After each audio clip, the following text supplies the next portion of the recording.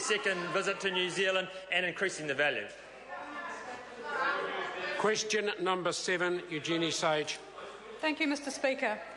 My question is to the Minister of Conservation and asks, will he support Love Doc Day by increasing funding for the Department of Conservation so that it can cancel the proposed staffing cuts? Honourable Dr Nick Smith. Mr Speaker, DOC staff are the most committed and dedicated public servants I've worked with in any of my 9 ministerial roles, and I welcome any public recognition of their work.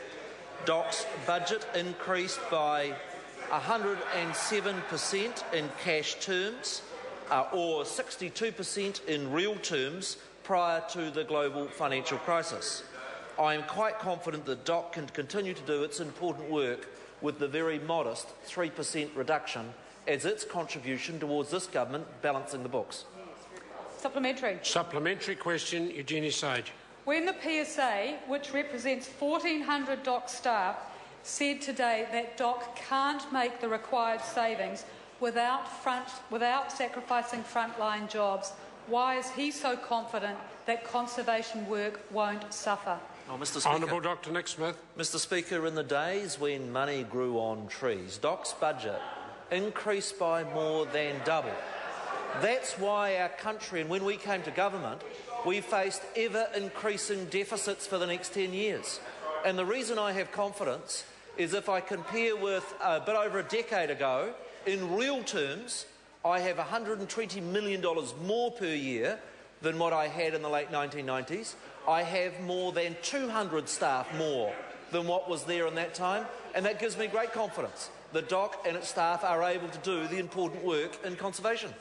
Supplementary. Supplementary question, Eugenie Sage. When nearly a quarter of the conservation estate, some 1.9 million hectares, is on the West Coast, how can he be confident that conservation work will be done well there when the West Coast region suffers the most from these cuts with the loss of 25 staff? Honourable Dr Nick Smith. Mr Speaker, the West Coast does have a large conservation estate and a very committed staff.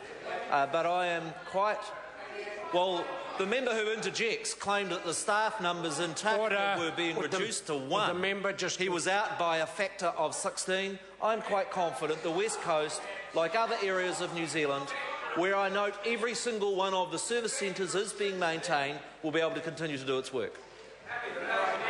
Supplementary question, Eugenie Sage. Is he confident that reducing staff numbers on the West Coast to levels below that at the time of the Cave Creek platform collapse is a good idea when the report of the Commission of Inquiry in 1995 found that, and I quote, the department has been underfunded from the outset with consequent difficulty in carrying out its statutory functions and duties?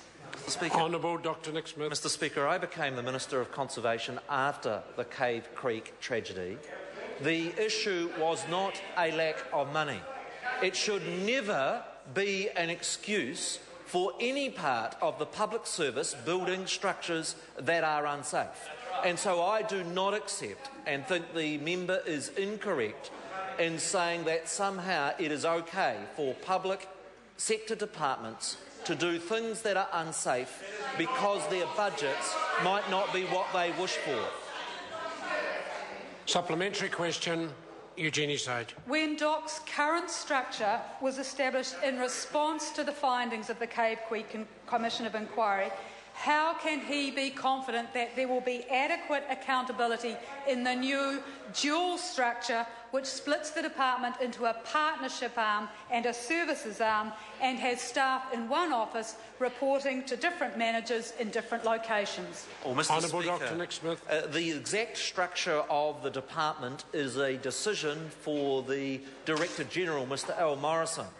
But what he is absolutely correct about is that the department needs to do a better job of partnering with iwi, and we just need to look at the treaty settlement legislation that my colleague Chris Finlinson is bringing through the Parliament in areas like Tūhoe and the National Park and the changes there, as well as the increased involvement of business in conservation and community groups to see that this new structure makes great sense in the forward-looking approach we are taking to conservation management.